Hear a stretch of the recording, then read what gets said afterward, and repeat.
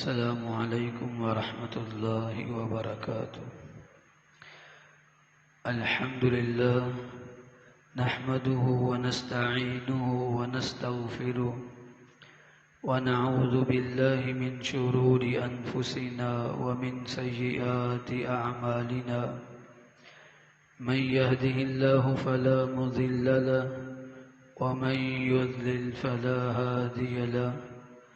ونشهد أن لا إله إلا الله وحده لا شريك له. ونشهد أن محمدا عبده ورسوله. أما بعد فإن خير الحديث كتاب الله وخير الهدي هدي محمد صلى الله عليه وسلم وشر الأمور محدثاتها وكل محدثة بدعة وكل بدعة ضلالة وكل ضلالة في النار. يا أيها الذين آمنوا اتقوا الله حق تقاته ولا تموتن إلا وأنتم مسلمون. يا أيها الناس اتقوا ربكم الذي خلقكم من نفس واحدة وخلق منها زوجها وبث منهما رجالا كثيرا ونساء. واتقوا الله الذي تساءلون به والأرحام إن الله كان عليكم رقيبا. يا أيها الذين آمنوا اتقوا الله وقولوا قولا سديدا يصلح لكم أعمالكم ويغفر لكم ذنوبكم ومن يطع الله ورسوله فقد فاز فوزا عظيما. اللهم صل على محمد وعلى آل محمد. أعوذ بالله السميع العليم من الشيطان الرجيم. والسابقون السابقون أولئك المقربون في جنات النعيم. ہر قسم کی حمد و ثنا اللہ رب العالمین کے لیے. درود و سلام امام الانبیاء جناب محمد الرسول اللہ صلی اللہ علیہ وآلہ وسلم کی ذات اقدس کے لیے. گزشتہ خطبے میں خلیفہ ثالث سیدنا عثمان بن عفان رضی اللہ تعالیٰ عنہما کی حیات طیبہ، ان کی خوبیاں، ان کے اوصاف، اس حوالے سے بات کی گئی تھی. آج اسی سلسلے کی دوسری کڑی حضرت عثمان رضی اللہ عنہما کی ازدواجی زندگی، ان کی خلیفہ کے لیے نامزدگی اور پھر ان کی شہادت، ان تین پہلوؤں پر بات ہوگی. اللہ مجھے حق سچ بیان کرنے کی توفیق عطا فرمائے.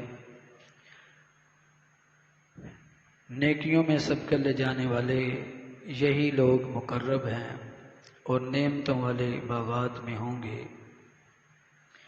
سیدنا عثمان بن عفان رضی اللہ تعالیٰ عنہما بھی انہی نفوس مقدسہ میں ہیں جو خیر کے کاموں میں، نیکی کے کاموں میں سبقت لے جانے والے افراد میں سے تھے. حضرت عثمان بن عفان رضی اللہ تعالیٰ عنہ کی رسول کریم صلی اللہ علیہ وسلم کی دوسرے نمبر پر بیٹی حضرت رقیہ رضی اللہ تعالیٰ عنہا، ان سے نکاح ہوا. ان سے اللہ تعالیٰ نے ان کو ایک بیٹا عبداللہ عطا فرمایا، جس نے اپنی زندگی کی 6 بہاریں دیکھی. 6 سال کی عمر میں مرغے نے ان کی آنکھ میں نوک ماری، چونچ ماری، جس سے آنکھ زخمی ہوئی. وہ زخم ایسا بڑھا کہ اسی سے اس بچے کی وفات ہو گئی، اور اس بچے کا نام عبداللہ تھا، اس لیے حضرت عثمان بن عفان رضی اللہ عنہ نے اپنی کنیت ابو عبداللہ رکھی تھی۔ نبی علیہ السلام جب بدر کے لیے روانہ ہونے لگے تو چونکہ آپ کی بیٹی حضرت رقیہ بہت بیمار تھیں، نبی علیہ السلام نے حضرت عثمان رضی اللہ عنہ کو بدر کی بجائے مدینے میں ہی رہنے کا حکم دیا اور اپنے گھر والے کی دیکھ بھال کرنے کا حکم دیا۔ اللہ تعالیٰ نے بدر میں مسلمانوں کو فتح عطا فرمائی۔ نبی علیہ السلام جب مدینہ میں واپس پہنچے تو اس وقت حضرت عثمان رضی اللہ عنہ اپنی بیوی کو دفنا کے فارغ ہو چکے تھے۔ حضرت رقیہ رسول اللہ صلی اللہ علیہ وسلم کی بیٹی، آپ کی لخت جگر وفات پا گئی 2 ہجری کے اندر۔ نبی علیہ السلام مدینہ واپس آئے۔ خنیس بن حذافہ سہمی رضی اللہ تعالیٰ عنہ جو کہ حضرت عمر فاروق رضی اللہ عنہ کے داماد تھے، وہ بھی بدر میں بڑے زخمی ہوئے تھے، لیکن مدینے میں واپس آئے۔ کچھ دن مدینہ میں رہے لیکن زخموں کی وجہ سے وہ بھی شہید ہو گئے۔ ادھر حضرت عمر فاروق کی بیٹی حضرت حفصہ رضی اللہ عنہا وہ بیوہ ہو چکی تھی۔ حضرت عمر فاروق رضی اللہ عنہ نے ان کی عدت پوری ہونے کے بعد حضرت عثمان کے سامنے یہ پیشکش کی کہ عثمان اگر تم چاہو تو میں تمہیں اپنی بیٹی حفصہ کا نکاح دیتا ہوں۔ حضرت عثمان رضی اللہ عنہ چونکہ رسول اللہ صلی اللہ علیہ وسلم سے ایک نسبت تھی، ایک تعلق تھا، اور وہ تعلق ختم ہو چکا تھا، اس پر انتہائی پریشان تھے۔ حضرت عثمان رضی اللہ عنہ نے کوئی جواب نہ دیا۔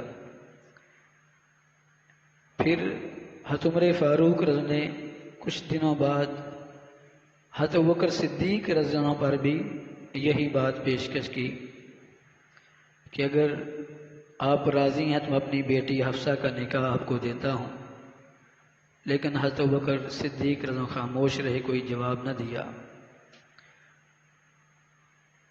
کچھ دن گزرے، کوئی جواب نہ ملا تو حضرت عمر فاروق رضی اللہ عنہ سخت ناراض ہوئے اس بات پر کہ میں نے، چلو حضرت عثمان تو پریشان تھے تو پریشانی میں انہوں نے کوئی جواب نہیں دیا، لیکن ابوبکر کو ایسا نہیں کرنا چاہیے تھا رضی اللہ عنہ۔ اسی پریشانی میں رسول کریم صلی اللہ علیہ وسلم کی خدمت میں حاضر ہوئے اور یہ شکایت کے طور پر بات کی۔ نبی علیہ السلام نے فرمایا کہ یتزوج عثمان بمن ہی خیر من حفصہ ویتزوج بحفصہ من ہوا خیر من عثمان۔ فرمایا عمر پریشان نہ ہو، حفصہ سے وہ آدمی نکاح کرے گا جو عثمان سے بہتر ہوگا، اور عثمان ایسی عورت سے نکاح کرے گا جو حفصہ سے بہتر ہوگی۔ حضرت عمر فاروق رضی اللہ عنہ خاموش ہو گئے۔ نبی علیہ السلام نے حضرت عثمان بن عفان رضی اللہ عنہ کو بلایا اور اپنی تیسرے نمبر پر بیٹی حضرت ام کلثوم رضی اللہ عنہا ان کا نکاح حضرت عثمان سے کر دیا۔ حضرت عثمان رضی اللہ عنہ کو رسول اللہ صلی اللہ علیہ وسلم کا دوہرا داماد ہونے کا شرف حاصل ہوا، اس لیے ان کو ذی النورین کہا جاتا ہے، اور رسول اللہ صلی اللہ علیہ وسلم سے پھر نسبت اللہ نے جوڑ دی۔ اور پھر حضرت عمر فاروق رضی اللہ عنہ کو بلایا اور آپ نے ان سے جو بات کہی تھی اس کو پورا کرنے کے لیے آپ نے سیدنا ابوبکر صدیق رضی اللہ عنہ کو بھیجا کہ تم عمر سے اس کی بیٹی حفصہ کے بارے میں میرے بارے میں بات کرو۔ حضرت عمر فاروق رضی اللہ عنہ سے بات کی گئی، اور کون ہے جو اللہ کے رسول کی طرف سے نکاح کا پیغام آئے اور پھر رد کر دے۔ حضرت عمر فاروق رضی اللہ عنہ بڑے خوش ہوئے، اور اسی وقت ہی انہوں نے کہا کہ ابوبکر مجھے تم پر بڑا غصہ تھا کہ میں نے تم پر اپنی بیٹی پیش کی نکاح کے لیے، لیکن تم نے کوئی جواب نہیں دیا۔ تو حضرت ابوبکر صدیق مسکرائے، فرمانے لگے کہ میں نے رسول کریم صلی اللہ علیہ وسلم کو ایک دن تمہاری بیٹی حفصہ کے بارے میں معلومات پوچھتے ہوئے سنا تھا، تو رسول اللہ علیہ وسلم نے اپنی خواہش کا اظہار کیا تھا، تو میں نہیں چاہتا تھا کہ رسول اللہ علیہ وسلم کے راز کو افشا کروں۔ رسول اللہ علیہ وسلم اگر نہ کرتے تو میں کبھی تمہیں ٹھکراتا نہ۔ تو وہ چونکہ رسول اللہ صلی اللہ علیہ وسلم کے رازدان بھی تھے، آپ کے وفادار بھی تھے، آپ کے جانثار بھی تھے، اللہ ان پر کروڑوں رحمت نازل فرمائے۔ تو اس طرح سے رسول اللہ صلی اللہ علیہ وسلم کے نکاح میں حضرت حفصہ رضی اللہ عنہ آئیں جو کہ ام المومنین بنی، اور حضرت ام کلثوم حضرت عثمان رضی اللہ عنہ کے نکاح میں آئیں اور رسول اللہ صلی اللہ علیہ وسلم کے دوہرے داماد بنے۔ ام کلثوم رضی اللہ عنہ سے کوئی اولاد نہ ہوئی، اور 9 ہجری کے اندر حضرت عثمان رضی اللہ عنہ کی دوسری بیوی حضرت ام کلثوم رضی اللہ عنہ رسول اللہ صلی اللہ علیہ وسلم کی تیسرے نمبر پر جو بیٹی تھی وہ بھی وفات پا گئی۔ تو اس وقت رسول اللہ صلی اللہ علیہ وسلم نے فرمایا کہ لو کانت عندنا ثالثہ لزوجناکہا یا عثمان، اے عثمان اگر میری کوئی اور بیٹی بھی ہوتی تو اس کا نکاح میں تم سے کر دیتا۔ تو رسول اللہ صلی اللہ علیہ وسلم سے ان کی گہری نسبت تھی اور گہری محبت تھی، حتیٰ کہ آپ نے کئی موقعوں پر اس رشتے کو سراہا بھی، اس کی بڑی تعریف فرمائی کہ مجھے عثمان سے جو رشتہ قائم کرنے میں مجھے کوئی تکلیف نہیں پہنچی، مجھے ہمیشہ اس کی طرف سے سکون ہی آیا ہے اور کبھی کوئی تکلیف دہ چیز حاصل نہیں ہوئی۔ تو آپ نے اپنے ایک فرمان میں جب حضرت علی رضی اللہ عنہ نے عمر بن شام ابو جہل کی بیٹی سے نکاح کرنے کا ارادہ کیا تو حضرت فاطمہ رضی اللہ عنہ رسول اللہ صلی اللہ علیہ وسلم کے پاس آئی، تو اس وقت رسول اللہ صلی اللہ علیہ وسلم ممبر پر کھڑے ہو کر کہا تھا کہ میرا بڑا داماد ابو العاص، اس کو میں نے اپنی بیٹی دی اور اس نے مجھ سے بڑی وفاداری کی اور مجھے اس کی طرف سے کوئی تکلیف نہیں پہنچی۔ اور پھر آپ نے فرمایا کہ حضرت عثمان کی طرف سے مجھے کوئی تکلیف نہیں پہنچی، اس کی طرف سے مجھے ہمیشہ سکھ ہی ملا ہے۔ اور پھر آپ نے فرمایا کہ فاطمہ تو بضعۃ منی، سن لو فاطمہ میرے جگر کا ٹکڑا ہے، فمن آذاها فقد آذانی، جس نے فاطمہ کو تکلیف دی اس نے مجھے تکلیف دی۔ تو حضرت علی رضی اللہ عنہ نے پھر نکاح کا ارادہ ترک کر دیا، اور جب تک حضرت فاطمہ رضی اللہ عنہ زندہ رہی حضرت علی رضی اللہ عنہ نے کسی سے نکاح نہیں کیا۔ اور پھر جب حضرت فاطمہ رضی اللہ عنہ کا آخری وقت آیا تو انہوں نے حضرت علی رضی اللہ عنہ سے خود ہی یہ بات کی کہ اگر میرے دنیا سے جانے کے بعد آپ کا کسی سے نکاح کرنے کا ارادہ ہو تو میری بھانجی جو رسول اللہ علیہ وسلم کی سب سے بڑی بیٹی زینب رضی اللہ عنہ تھی، ان کی بیٹی تھی امامہ بنت زینب، تو آپ نے فرمایا کہ میری بھانجی زینب سے آپ نکاح کر لیجیے۔ چنانچہ حضرت علی رضی اللہ عنہ نے ان کی وفات کے بعد رسول اللہ صلی اللہ علیہ وسلم کی نواسی زینب بنت ابی العاص ان سے نکاح فرمایا۔ تو اس طرح سے یہ رشتے بڑے ہی پیارے رشتے تھے اور بڑے ہی گہری محبت کے رشتے تھے۔ تو اس طرح سے حضرت عثمان رضی اللہ عنہ کو رسول اللہ صلی اللہ علیہ وسلم سے دوہری مساہرت، دوہرا رشتہ، رسول اللہ صلی اللہ علیہ وسلم کے ایک کے بعد 2 بیٹیاں آپ کے نکاح میں آئیں۔ یہ حضرت عثمان رضی اللہ عنہ کی ازدواجی زندگی تھی۔ رسول اللہ صلی اللہ علیہ وسلم کے صحابی سیدنا عمر فاروق رضی اللہ عنہ جب ان کو نیزہ مارا گیا، ابو لولو فیروز المجوسی، اس نے آپ کو 2 دھاری خنجر آپ کے پیٹ میں مارا جس سے انتڑیاں کٹ گئی تھیں۔ 3 دن حضرت عمر فاروق رضی اللہ عنہ زخمی رہے۔ شہادت سے پہلے حضرت عمر فاروق رضی اللہ عنہ لوگوں نے ان سے مشورہ لیا کہ آپ اپنے بعد کس کو نامزد کرتے ہیں، تو فرمانے لگے کہ اگر میں کسی کو نامزد نہ کروں، کسی کا نام نہ بتاؤں تو یہ رسول اللہ کی سنت تھی کہ رسول اللہ صلی اللہ علیہ وسلم دنیا سے گئے تھے، آپ نے کسی کا نام نہیں لیا تھا، اور اگر میں کسی کو متعین کر دوں تو یہ سیدنا ابوبکر صدیق کی سنت ہے کہ انہوں نے اپنے بعد اپنی موت سے پہلے مجھے نامزد کیا تھا۔ بالآخر حضرت عمر فاروق نے 6 افراد کو نامزد کیا۔ فرمایا کہ حضرت عثمان بن عفان، حضرت علی بن ابی طالب رضی اللہ عنہ، حضرت عبد الرحمن بن عوف رضی اللہ عنہ، سعد بن ابی وقاص رضی اللہ عنہ، طلحہ رضی اللہ عنہ اور حضرت زبیر رضی اللہ عنہ۔ یہ 6 کے 6 صحابہ عشرہ مبشرہ میں شامل ہیں۔ ایک 7ویں صحابی تھے سعید بن زید رضی اللہ عنہ، وہ بھی عشرہ مبشرہ میں شامل تھے، لیکن حضرت عمر فاروق نے ان کا نام نہیں ذکر کیا، اور ان کا نام ذکر نہ کرنے کی جو وجہ تھی وہ یہ تھی کہ حضرت سعید بن زید حضرت عمر فاروق کے بہنوئی تھے، اور حضرت عمر فاروق نے اپنے بہنوئی کو نامزد نہیں کیا، کوئی یہ نہ کہے کہ انہوں نے اپنے رشتہ داروں کے نام پیش کیے ہیں، ان کو خلافت سے دور رکھا، اور البتہ یہ کہا کہ جب تم آپس میں مجلس قائم کرو تو میرے بیٹے عبداللہ بن عمر کو بطور مشورہ ساتھ بٹھا سکتے ہو، لیکن ان کو خلیفہ تم نامزد نہیں کر سکتے، خلیفہ تم 6 افراد میں سے ہوگا۔ اور حضرت عمر فاروق نے کہا کہ 3 دن تک میرے جانے کے بعد حضرت صہیب رومی رضی اللہ عنہ وہ نماز پڑھائیں گے۔ آپ نے ان 6 میں سے کسی کو امامت کے لیے بھی آگے نہیں کیا تاکہ کوئی یہ نہ سمجھے کہ حضرت عمر کی رائے اس آدمی کے بارے میں ہے، بلکہ ایک اور فرد کو، ایک اور صحابی رسول کو امامت کے فرائض سونپے کہ حضرت صہیب روزہ 3 دن تک نماز پڑھائیں گے، اور ان 3 دن کے اندر اندر تم نے ان 6 میں سے ایک بندہ اپنے آپ میں سے چننا ہے۔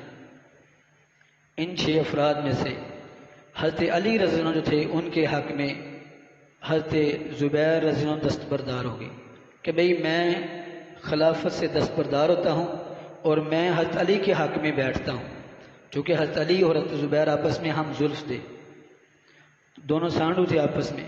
حضرت زبیر نے فرمایا کہ میں حضرت علی کے حق میں دستبردار ہوتا ہوں۔ حضرت طلحہ رضی اللہ عنہ فرمانے لگے کہ میں حضرت عثمان بن عفان رضی اللہ عنہ کے حق میں دستبردار ہوتا ہوں کہ میں خلیفہ نہیں بننا چاہتا، لیکن میں اپنا ووٹ حضرت عثمان کو دیتا ہوں۔ حضرت سعد بن ابی وقاص رضی اللہ عنہ فرمانے لگے کہ میں اپنے آپ کو حضرت عبد الرحمن بن عوف کے ہاتھ میں دستبردار کرتا ہوں۔ اس طرح سے 3 افراد دستبردار ہو گئے اور باقی 3 بندے رہ گئے۔ حضرت عبد الرحمن بن عوف رضی اللہ عنہ فرمانے لگے اگر تم دونوں میں سے، یعنی حضرت علی اور حضرت عثمان کو مخاطب ہو کر فرمایا کہ اگر تم دونوں میں سے کوئی شخص دستبردار ہونا چاہتا ہے تو ہم اسے خلیفہ مقرر کر لیں گے، لیکن دونوں خاموش رہے۔ پھر حضرت عبد الرحمن بن عوف رضی اللہ عنہ فرمانے لگے اگر تم پسند کرو تو میں تم دونوں کے درمیان کسی ایک کو خلیفہ نامزد کر دوں۔ حضرت عبد الرحمن بن عوف خود بھی کہنے لگے کہ میں خلیفہ نہیں بننا چاہتا، لیکن تم کہتے تو تم دونوں میں سے ایک کو میں مقرر کر دیتا ہوں۔ حضرت علی حضرت عثمان رضی اللہ عنہ دونوں فرمانے لگے ٹھیک ہے ہمیں منظور ہے۔ حضرت عبد الرحمن بن عوف نے حضرت عمر رضی اللہ عنہ کے ساتھ جو اس وقت حج سے واپسی پر مدینہ میں جو بڑے بڑے مصر کے اور اسی طرح مختلف علاقوں کے عراق کے جو گورنر ساتھ آئے تھے، وہ بھی ابھی مدینہ میں بڑے بڑے صحابی موجود تھے، ان سے مشورے کیے، بڑے بڑے سپہ سالاروں سے مشورے کیے، اور اسی طرح مہاجرین و انصار صحابہ سے مشورے کیے، اور پھر 30 دن آپ علیحدگی میں حضرت عثمان رضی اللہ عنہ سے ملے اور کہا کہ اگر میں آپ کو معزول کر دوں، آپ کی بیعت نہ کروں اور حضرت علی کو تسلیم کر لوں، کہ آپ کو کوئی ناراضگی ہے؟ حضرت عثمان نے فرمایا کہ مجھے کوئی ناراضگی نہیں۔ اسی طرح حضرت علی رضی اللہ عنہ سے علیحدگی میں ملے، ان سے یہی بات کہی کہ میں اگر حضرت عثمان بن عفان کے ہاتھ پہ بیعت کر لوں اور آپ کی بیعت کا انکار کر دوں، آپ پر بیعت نہ کروں، آپ کو کوئی ناراضگی ہے؟ حضرت علی نے فرمایا کہ مجھے کوئی ناراضگی نہیں۔ پھر آپ نے 30 دن فجر کی نماز حضرت صہیب رومی رضی اللہ عنہ نے فجر کی نماز پڑھائی۔ نماز پڑھانے کے بعد حضرت عبد الرحمن بن عوف رضی اللہ عنہ کھڑے ہوئے اور کہا کہ میں نے اپنی رائے میں اور مہاجرین و انصار کی رائے اور دیگر صحابہ سے جو رائے لی ہے تو سب کی رائے حضرت عثمان بن عفان کے ہاتھ میں ہوتی ہے، اور سب سے پہلے میں حضرت عثمان کے ہاتھ پر بیعت کرتا ہوں۔ پھر ان کے بعد حضرت علی رضی اللہ عنہ نے بیعت کی، اور پھر دیگر صحابہ نے بیعت کی۔ حضرت عثمان بن عفان رضی اللہ عنہ کو اس طرح سے تیسرا خلیفہ رسول اللہ صلی اللہ علیہ وسلم کا مقرر کر دیا گیا۔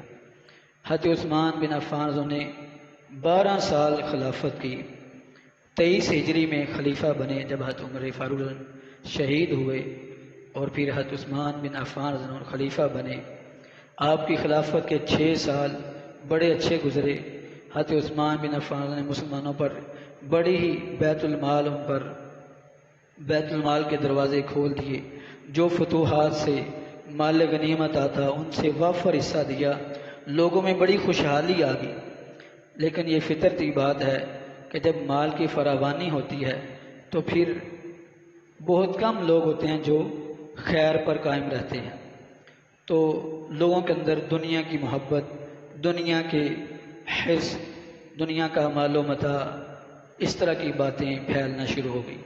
حضرت عثمان بن عفان کی چونکہ طبیعت انتہائی نرم تھی، جتنے حضرت عمر فاروق سخت تھے اسی طرح اس کے برعکس حضرت عثمان انتہائی نرم تھے، اور حضرت عمر فاروق نے اپنے زمانے میں کسی بھی بڑے صحابی کو مدینے سے باہر جانے کی اجازت نہیں دی تھی کہ کوئی شخص جو بڑے جلیل القدر صحابہ ہیں مدینے سے باہر نہیں جا سکتے۔ اگر کسی نے جانا ہے تو بتا کے جائے کہ کتنے دنوں کے لیے جا رہا ہوں اور کس کام سے لیے جا رہا ہوں، تاکہ مدینے سے کوئی باہر گیا تو لوگ ان کو اپنے ہاتھوں پر اٹھائیں گے اور فتنہ پھیل سکتے ہیں۔ کوئی یہ کہے گا بھی میں بھی خلیفہ بن سکتا ہوں، میں بھی اس لائق ہوں کہ میں خلیفہ بن سکوں، میں بھی تو رسول اللہ کا صحابی ہوں۔ تو انہوں نے فتنے کو سمجھا، اس کا جو پہلے ہی تدارک فرما لیا۔ حضرت عمر فاروق نے انتہائی سنت پر بڑے حریص تھے اور خود بھی سنت کے پابند تھے اور لوگوں پر بھی سختی سے سنت پر عمل کرواتے تھے۔ ان کے بارے میں تو ایک دن مدینے کے گلی میں جا رہے تھے، آگے آگے ایک آدمی جا رہا، راستے میں ایک پتھر پڑا تھا، اس آدمی نے وہ پتھر سائڈ پہ نہ کیا، حضرت عمر فاروق نے اس کی کمر پہ چھانٹا مارا، کوڑا مارا، پیچھے مڑ کر دیکھا، کہنے لگے امیر المومنین میں نے کیا ہے، مجھے کس گناہ کی وجہ سے آپ نے مجھے کوڑا مارا ہے؟ تو فرمانے کے رسول اللہ صلی اللہ علیہ وسلم کا فرمان نہیں کہ ایمان کے 70 سے زائد حصے ہیں، اور سب سے ادنا ایمان یہ ہے کہ اماطۃ الاذی عن الطریق، راستے سے تکلیف دہ چیز کو ہٹانا، اور تم ایک تکلیف دہ چیز دے کر پھر گزر گئے وہاں سے۔ تو اتنی سختی سے لوگوں سے سنت پر عمل کرواتے تھے۔ اب وہ زمانہ کن کا تھا؟ یا صحابہ کا تھا یا تابعین کا تھا، اب کوئی تیسرا فرد نہیں تھا، لیکن ان پر بھی سنت پر سختی سے عمل کرواتے تھے۔ فجر کی نماز پڑھائی، ایک بندہ غائب، نماز پڑھنے کے بعد دیکھا کہ نوجوان حاضر نہیں، اس کے گھر میں پہنچے، دروازے پر دستک دی، بوڑھی اماں آئی، پوچھا اماں جان آپ کا بیٹا آج نماز کے لیے نہیں آیا؟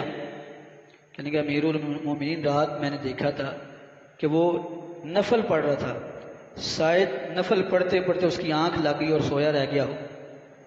حضرت عمر فاروق نے فرمانا کہ اس نفلی نماز کا کیا فائدہ جو فرضی نماز میں رکاوٹ بنے۔ جس نفلی نماز کی بنا پر فرض چھوٹ دیں، ایسی نفلی عبادت کی کوئی حیثیت نہیں اللہ کے ہاں۔ اور ہمیں بھی ذرا غور و فکر کرنا چاہیے، ہماری راتیں کن کاموں میں گزرتی ہیں؟ گپیں ہانکنے میں، موبائل دیکھنے میں، کوئی کمپیوٹر پہ بیٹھا ہے، کوئی فضولیات میں لگے ہیں، اور صبح کی نماز جاتی ہے تو چلی جائے، کوئی فکر نہیں ہے۔ حمار باللیل وجیش فی النہار، رات کو گدھوں کی طرح بدکتے ہیں اور صبح فجر کو ایسے پڑے ہوتے ہیں جیسے مردے پڑے ہوں۔ تو یہ ہماری صورتحال بن چکی ہے۔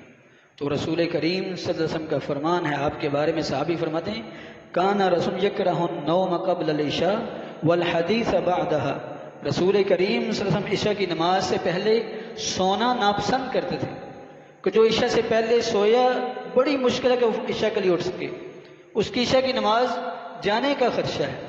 والحدیث بعدہا، اور عشاء کے بعد باتیں کرنا اس سے آپ منع فرماتے تھے، آپ ناپسند کرتے تھے۔ اور ہماری محفلیں ہی عشاء کے بعد جمتی ہیں، ہماری رونقیں ہی عشاء کے بعد ہوتی ہیں، ہمارے سارے کام عشاء کے بعد، ہماری شاپنگ ہو یا باہر گھومنے پھرنے جانا عشاء کے بعد ہم نکلتے ہیں، جبکہ اہل مدینہ عشاء کے فوراً بعد پورے مدینہ کے لوگ آرام کرتے تھے۔ اور آج کی سائنس نے یہ بات دریافت کی ہے کہ رات کے پہلے حصے میں اگر کوئی بندہ سوئے تو اس کے دماغ سے کچھ ایسے ہارمون نکلتے ہیں جو پورے دماغ میں انتہائی مفید ہوتے ہیں، اور وہ رات کے صرف پہلے حصے ہی نکلتے ہیں، رات کے پچھلے حصے نہیں نکلتے۔ 11 بجے سے پہلے وہ ہارمون نکلتے ہیں اور جو انتہائی مفید ہوتے ہیں انسان کے دماغ کے لیے، اس کی بصارت کے لیے، اس کے اعصاب کے لیے، دماغ کے پورے کنٹرول سسٹم کے لیے انتہائی مفید ہے۔ یہ آج کی سائنس بتا رہی ہے، جس کو 1450 سال پہلے محمد الرسول اللہ صلی اللہ علیہ وسلم نے رہنمائی فرمائی۔ آپ رات کو پہلے سوئیں، آپ وہ حشاش بشاش ہوں گے۔ کتنے افسوس کی بات ہے، آپ نماز فجر کی پڑھ کے باہر نکلے، گلیاں کی گلیاں سنسان، لوگ سوئے پڑے ہیں، کسی کو کوئی فکر نہیں ہے فجر کی نماز کی۔ اور نبی علیہ السلام کا فرمان ہے کہ لن یلج النار من حافظ الصلاتین، وہ بندہ کبھی جہنم میں نہیں جائے گا جو دو نمازوں کی حفاظت کرنے والا ہوگا۔ کون سی دو نمازیں؟ فجر کی نماز اور عصر کی نماز۔ قبل طلوع الشمس و قبل غروبها، سورج کے غروب ہونے سے پہلے جو نماز یعنی عصر کی نماز ہے، اور سورج کے طلوع ہونے سے پہلے جو نماز فجر کی نماز، جو ان پر حفاظت کرنے والا ہوگا وہ کبھی جہنم میں نہیں جائے گا، یہ رسول اللہ صلی اللہ علیہ وسلم نے فرمایا ہے۔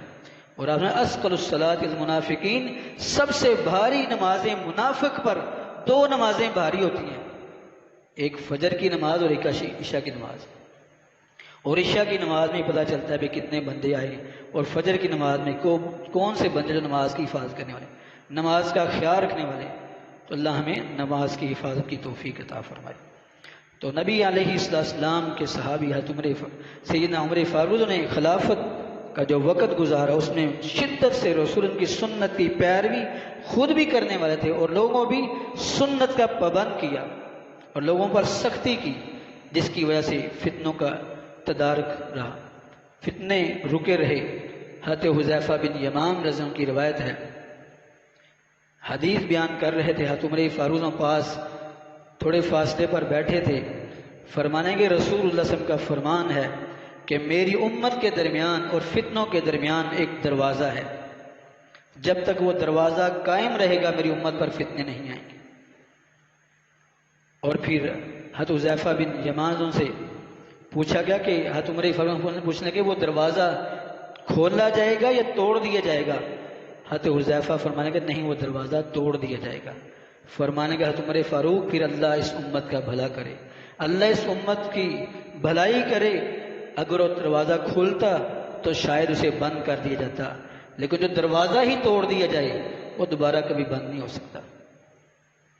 حضرت عمر فاروق کے وہاں سے مجلس سے جانے کے بعد ایک شاگرد نے حضرت حذیفہ سے پوچھا کہ اس دروازے سے مراد کون ہے؟ حضرت حذیفہ فرمائیں گے اس دروازے سے مراد حضرت عمر فاروق رضی اللہ عنہ ہے۔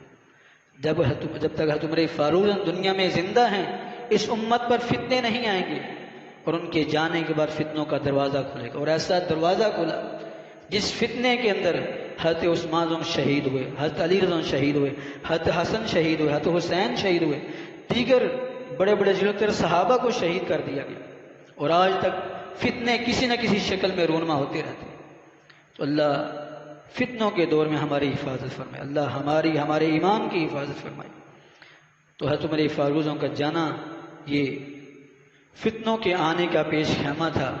حضرت عثمان رضی اللہ عنہ نے خلافت کی، بڑی لوگوں پر آسانیاں کی، ان کی خلافت میں کچھ ایسے معاملات ہوئے جس پر بلوائیوں نے، فتنہ پرور لوگوں نے آوازیں کسیں اور پھر فتنے کو ہوا دی، جس فتنے کی زد میں حضرت عثمان کو شہید کر دیا گیا۔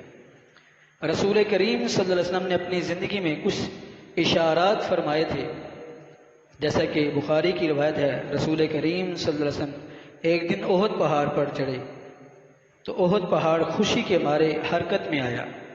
رسول اللہ صلی اللہ علیہ وسلم نے اپنا پاؤں مبارک احد پر مارا اور فرمایا اثبت یا احد فإنما علیک نبی و صدیق و شہیدان، اے احد ٹھہر جاؤ، تم پر ایک اللہ کا نبی ہے، ایک صدیق ہے اور دو شہید ہیں۔ اور دو شہیدوں سے مراد حضرت عمر فاروق اور عثمان رضی اللہ عنہما، یہ دو مراد تھے۔ اور رسول اللہ صلی اللہ علیہ وسلم نے اپنی زندگی میں یہ بات فرمائی تھی۔ اسی طرح حضرت ابو موسیٰ اشعری رضی اللہ عنہ کی روایت ہے، نبی علیہ السلام ایک باغ میں تشریف فرما ہوئے، وَآمَرَنِي بِحِفْظِ بَابِ الْحَائِطِ، اللہ کے رسول نے مجھے حکم دیا کہ دروازے پر، باغ کے دروازے پر بیٹھ جاؤ اور کسی کو اندر آنے نہ دینا۔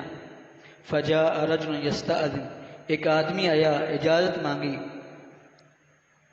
میں نے باہر دیکھا تو سیدنا ابوبکر صدیق رضی اللہ عنہ تھے، میں نے رسول کریم صلی اللہ علیہ وسلم کو فرمایا کہ اللہ کے رسول حضرت ابوبکر آئے ہیں، اجازت مانگ رہے ہیں۔ رسول اللہ کہ اذن لہ وبشرہ بالجنہ، ان کو آنے کی اجازت دے دو اور ان کو جنت کی بشارت دو۔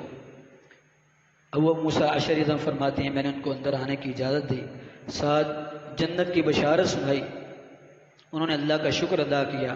رسول اللہ صلی اللہ علیہ وسلم کے پاس آ کر بیٹھ گئے. پھر تھوڑی دیر بعد پھر دستک ہوئی. پھر میں نے دیکھا تو سیدنا عمر فاروق تھے. میں نے بتلایا انہیں اذن لہ وبشرہ بالجنہ، ان کو بھی آنے کی اجازت دے دو اور جنت کی بشارت سناؤ. فرماتے میں ان کو جنت کی بشارت دی، انہوں نے اللہ کا شکر ادا کیا.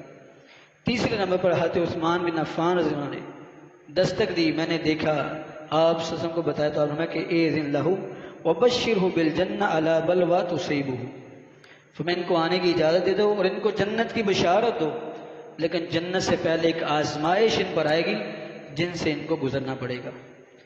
اس آزمائش پر ان کو جنت کی بشارت دی جائے گی. ان کو اسی طرح کہا گیا تو انہوں نے کہا اللہ المستعان، کہ اللہ ہی مدد کرنے والا ہے، کہ میری اللہ ہی مدد فرمائے گا اگر ایسا معاملہ ہے. اسی طرح نبی علیہ السلام کی صحابی فرماتے ہیں رسول کریم صلی اللہ علیہ وسلم مسجد میں تشریف فرما تھے اور آپ نے فتنوں کا ذکر کیا. وَذَكَرَ فِتْنَةً فَقَرَّبَهَا، آپ نے ایک فتنے کے بارے میں آگاہ فرمایا اور فرمایا کہ وہ فتنہ بڑا ہی قریب ہے، میرے زمانے کے بڑے متصل زمانے میں فتنہ ہے.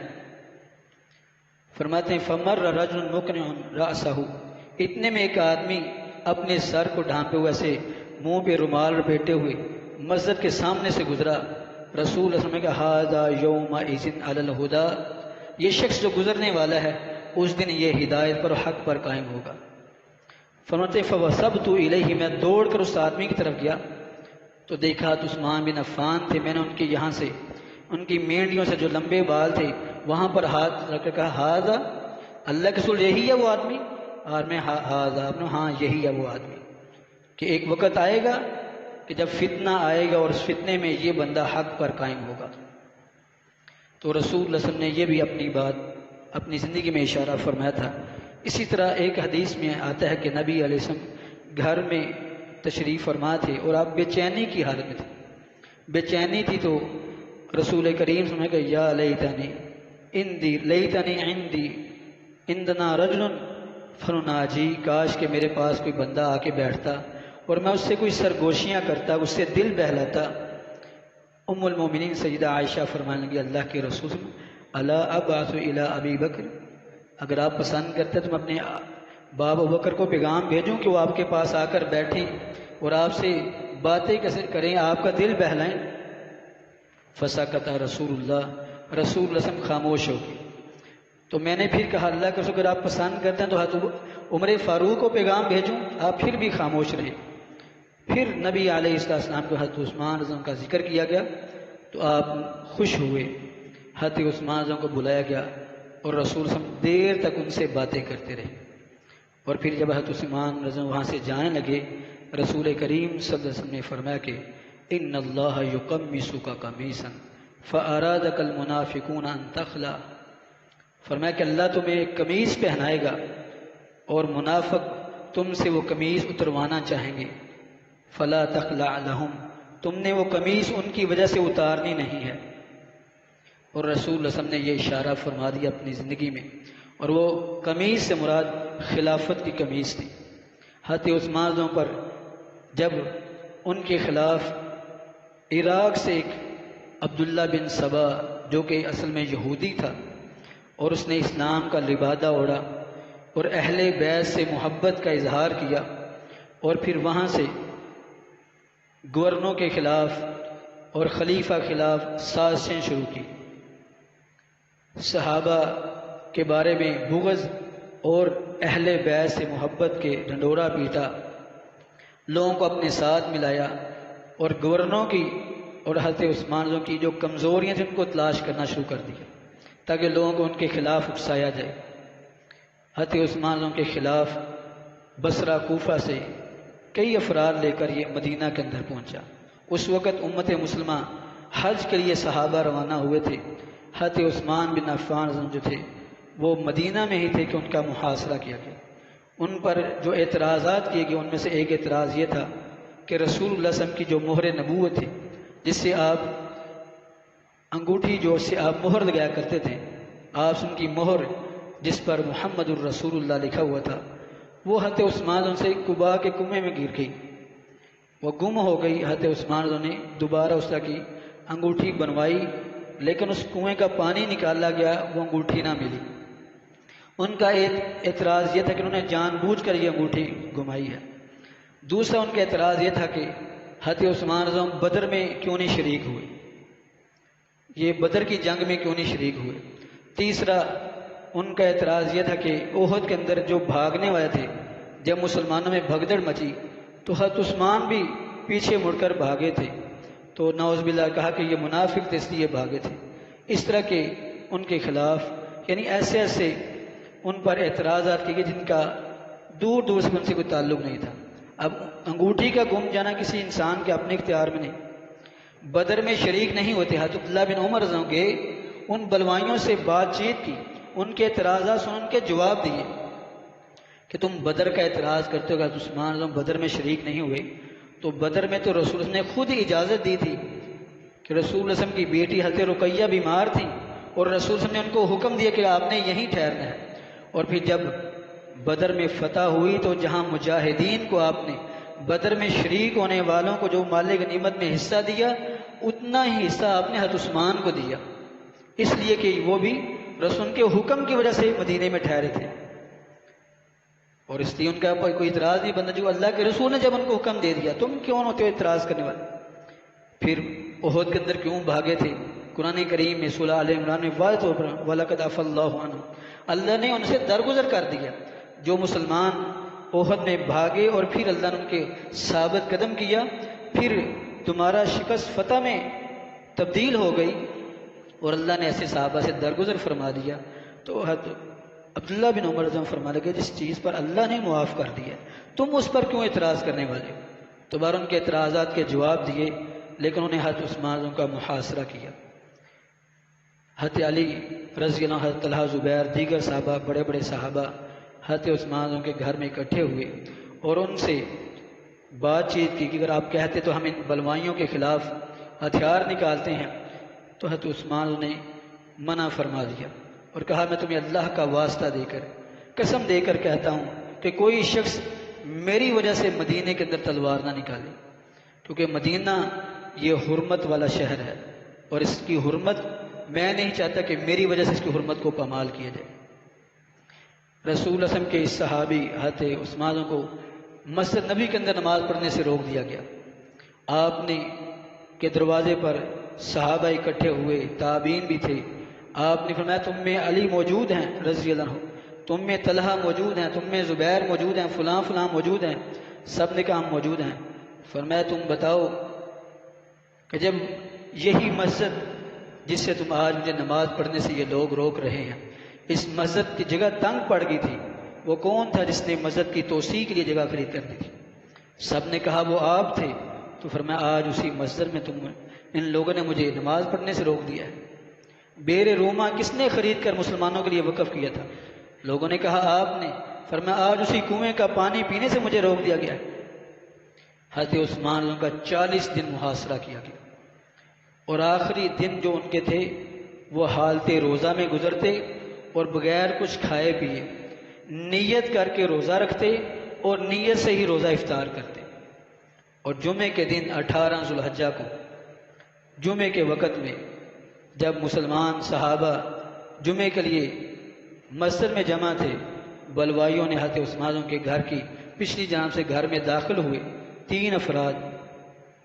حضرت عثمان رضی اللہ عنہ اس وقت قرآن کریم کی تلاوت فرما رہے تھے، سورہ بقرہ پڑھ رہے تھے، حالت روزہ میں تھے اور روزہ بھی رکھا ہے نیت سے، اور رسول اللہ صلی اللہ علیہ وسلم قرآن پڑھتے ہوئے ان بلوائیوں کے آنے سے پہلے حضرت عثمان نے خواب دیکھا کہ رسول کریم صلی اللہ علیہ وسلم اور آپ کے دونوں خلفاء حضرت ابوبکر حضرت عمر فاروق کھڑے ہیں، اور رسول اللہ صلی اللہ علیہ وسلم نے فرمایا کہ عثمان ہم تمہارے انتظار میں ہیں اور آج تم ہمارے ساتھ روزہ افطار کرو گے۔ یہ خواب حضرت عثمان پہلے دیکھ چکے تھے۔ بلوائی اندر داخل ہوئے، ایک نے لوہے کی برچھی حضرت عثمان کی پیشانی پر ماری جس سے خون قرآن کریم پر گرا، اور قرآن کریم کی سورہ بقرہ کی آیت فَسَيَكْفِيكَهُمُ اللَّهُ وَهُوَ السَّمِيعُ الْعَلِيمُ، ان قریب اللہ ان سے تمہارے لیے کافی ہو جائے گا۔ ان آیات پر حضرت عثمان کے خون کے چھینٹے گرے، اور یہ مصحف کوفی آج بھی مدینے کی لائبریری میں وہ قرآن موجود ہے۔ جس پر حضرت عثمان کے خون کے چھینٹے پڑے تھے۔ حضرت عثمان کو بچانے کے لیے ان کی بیوی نائلہ بنت ابی سفیان جو کہ حضرت معاویہ کی ہمشیرہ تھی آگے بڑھی ان کو بچانے کے لیے، ایسے آگے ہاتھ کیا تو انہوں نے تلوار ماری، ہاتھ کی یہ چاروں انگلیاں کٹ گئی۔ بیوی بھی زخمی ہوئی، حضرت عثمان کو بڑی مظلومانہ حالت میں شہید کر دیا گیا۔ 18 ذوالحجہ کو حضرت عثمان بن عفان حالت روزہ میں اس دنیا سے رحلت فرما ہوئے اور شہادت کا جام نوش کر کے رسول اللہ صلی اللہ علیہ وسلم کی طرف سے جو پیشین گوئی تھی، آپ کی طرف سے جو ایک خوشخبری تھی کہ تم پر ایک آزمائش آئے گی اور اس آزمائش کے بعد اللہ تیرے لیے جنت کا راہ ہموار فرما دے گا، اللہ سے جنت پانے والے اللہ ان پر کروڑوں رحمتوں کا نزول فرمائے اور اللہ ان سے راضی ہو اور وہ اپنے رب سے راضی ہوں، اور جو صابر و شاکر ہو کر روزے کی حالت میں قرآن کریم پڑھتے ہوئے اپنے رب سے جا ملے، اللہ کروڑوں رحمتیں نازل فرمائے۔ اللہ ہمیں ان کی حیات طیبہ سے سبق حاصل کرنے اور ان سے بہترین دروس حاصل کرنے کی توفیق عطا فرمائے۔ سبحان ربک رب العزت عما یصفون وسلام علی المرسلین والحمد للہ رب العالمین۔